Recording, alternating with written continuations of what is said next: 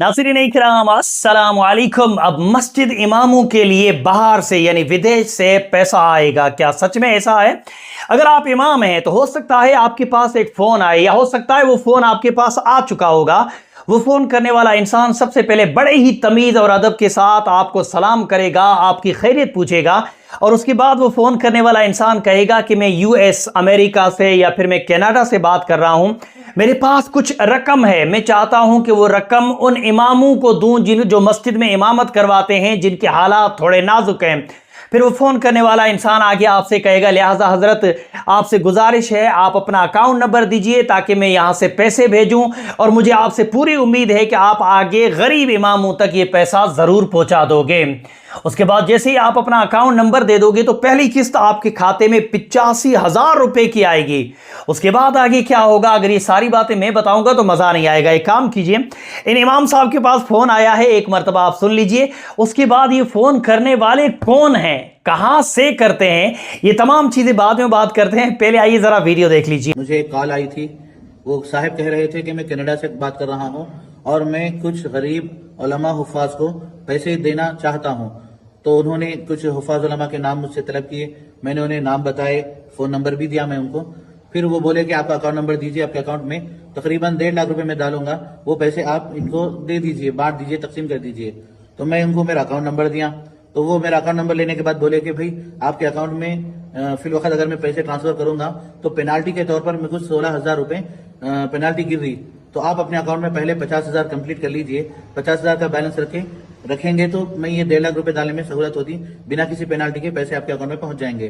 तो मैं किसी और साहब के पास, मेरे दोस्त के पास से 50,000 मैं अपने अकाउंट में मंगाने के बाद वो अब बोले कि मैं आपके अकाउंट में पैसे ट्रांसफर कर रहा हूँ, ये बोल के 85,000 ट्रांसफर करे, सो वो रिसिप्ट बताए, जबकि वो पैसे मेरे अकाउंट में अभी नहीं पहुंचे थे। वो बोले कि मैं आपके अकाउंट में ट्रांसफर कर दिया 85,000 और बाकी अमाउंट भी बाकी अमाउंट भी मैं ट्रांसफर कर रहा हूँ, लेकिन उससे पहले आप मेरे को रीट्रांसफर करना पड़ेगा, क्योंकि ये इंटरनेशनल अकाउंट है, इंटरनेशनल ट्रांजेक्शन है, तो आपको रीट्रांसफर करना पड़ेगा। ये बोल के 38,000 आप मुझे रीट्रांसफर कीजिए, फिर मैं आपको बाकी जो अमाउंट है वो पूरा आपको मार देता हूँ। बोला वो साहब इतनी अच्छी गुफ्तगू कर रहे थे, वो बता रहे थे कि ज़कात की रकम है मुस्तहिक उन उलमा हुफ़ाज़ को देना चाहिए जो मदरसे से जुड़े हुए हों, जो इमामत की ये जो मौज़नी की खिदमत अंजाम दे रहे, ऐसे अफराद को मैं देना चाह रहा हूँ। यानी इस तरह की भली बातें थी कि मैं उन बातों में आकर ये अंदाजा नहीं लगा सका, लेकिन इसी दौरान में तकरीबन एक मरतबा 38,000 और दूसरी मरतबा 10,000, टोटल 48,000 अमाउंट में उनको ट्रांसफर कर दिया। तो जी वीडियो आप लोगों ने देख लिया। वीडियो में जिन इमाम साहब को आपने देखा वो तकरीबन 50,000 रुपए का नुकसान करा बैठे हैं। इन इमाम साहब ने भी उस इंसान को अपना अकाउंट नंबर दिया, उस इंसान ने 85,000 रुपए भेजे। इस चीज़ का मैसेज आया इनके फ़ोन के ऊपर कि आपके अकाउंट में 85,000 रुपए आए हैं, पैसे नहीं आए थे, सिर्फ मैसेज आया था। और ये इमाम साहब पहली मर्तबा नहीं लूटे हैं, इस तरह इमाम साहब पहली मर्तबा नहीं लूटे हैं। इन इमाम साहब के अलावा भी इससे पहले भी कई लोग लूटे हैं सऊदी अरब के नाम से। इससे पहले जो फ़ोन लोगों के पास या मौलानाओं के पास या इमामों के पास आते थे वो सऊदी अरब के नाम से आते थे कि हम सऊदी अरब से बात कर रहे हैं और हम एक बहुत बड़े अरबी शेख के यहाँ काम करते हैं, उसने ज़कात निकाली है लाखों रियाल में, लिहाजा 20-25 हज़ार रियाल हमारे पास ज़कात मौजूद है, आप अपना अकाउंट नंबर दीजिए ताकि हमारे मुल्क हिंदुस्तान के जो गरीब इमाम हैं उनके लिए हम ज़कात का पैसा भेजें रियाल। तो उनको भी कई लोगों ने अकाउंट नंबर दिए और वो लोग भी कुछ इसी तरह से लुटे। कोई 20,000 में समझ गया, किसी के 35,000 गए, एक जने के 42,000 रुपए गए, बहुत सारे लोग लुटे हैं। बस वो सामने नहीं आते क्योंकि शर्म आती है कि किस तरह से एक इंसान आके लूट के चला गया। लिहाजा अगर आप इमाम मस्जिद हैं या फिर आप मुसलमान हैं और आपके पास अगर इस तरह का कोई फ़ोन आए तो खबरदार अपना अकाउंट नंबर मत दीजिएगा। अब आखिर में बात करते हैं कि क्या सच में ये लोग सऊदी में बैठ के फ़ोन कर रहे होते हैं या कनाडा, यूएस, अमेरिका में बैठ के फ़ोन कर रहे होते हैं? तो उसका जवाब है जी नहीं, बिल्कुल नहीं, हरगिज़ नहीं।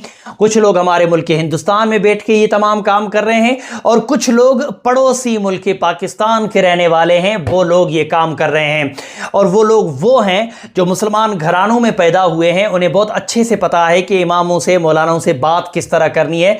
बड़े अदब से आपको सलाम करेंगे, फिर आपकी खैरियत पूछेंगे, پھر مدد کرنے کے نام پہ کچھ فضیلتیں بتائیں گے کہ غریبوں کی ہم مدد کریں گے تو اللہ پاک کی طرف سے نوازش ہوگی, رب راضی ہوگا, وغیرہ وغیرہ وغیرہ. لیکن دھیان رکھیے گا کسی کو اپنا اکاؤنٹ نمبر مت دیجیے گا, کیونکہ دنیا میں جتنے بھی امیر مسلمان ہیں, چاہے وہ سعودی کے ہوں یا پھر ادھر دوسرے ممالک کے ہوں, وہ جب زکوٰۃ نکالتے تو باقاعدہ ان کی زکوٰۃ وہ لکھت میں ہوتی ہے, کتنی کس کو دینی ہے, کہاں کہاں دینی ہے, وہ ساری چیزیں اپنے حساب سے کرتے ہیں. اس طرح فون پہ انجان انسان کو کوئی پیسہ نہیں بھیجے گا. ویڈیو میرے مسلمان بھائیوں تک, خاص کر کے میرے مسجد کے جو ائمہ ہیں ان تک پہنچائیے. بولنے میں سمجھانے میں کمی بیشی وہ غلطی ہو گئی ہو تو میری اصلاح کریں. السلام علیکم.